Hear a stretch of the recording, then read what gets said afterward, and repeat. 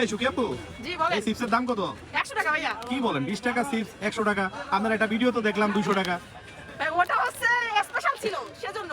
Special ছিল? জি। কিভাবে special হলো একটু দেখান তো। সেটা আগের ভিডিওতে দেখানো হয়েছিল স্পেশালটা, কিন্তু এখন স্পেশাল না, আমি রেগুলার দিব 100 টাকা। ঠিক আছে দেন। এই যে দেখেন কি কি দিব। দেখান। দেখেন তাহলে। এটা হচ্ছে ক্যাপসিকাম। এটা হচ্ছে গাজর কুচি। এটা হচ্ছে শসা কুচি। এটা হচ্ছে পেঁয়াজ কুচি। এটা হচ্ছে মরিচ কুচি। এটা হচ্ছে চিকেন কিমা। সবগুলো একদম ফ্রেশ ফ্রেশ মনে হচ্ছে আপু। জি একদম ফ্রেশ। আর এটা হচ্ছে সসেস। এটা হচ্ছে মেয়োনিজ। আজকেটা ঘন, আগের দিনেরটা পাতলা ছিল, অনেকে বাজে কমেন্ট করছে। আজকেরটা দেখেন কত ঘন। এটা কি নিজে বানাইছেন আপনি? জি আমি নিজে বানাই।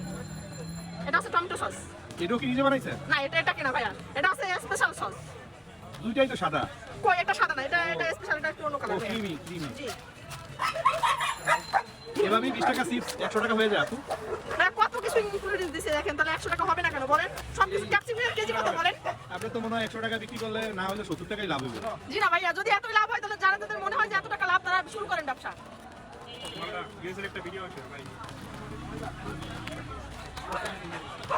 এই যে ভাইয়া এটা 100 টাকা।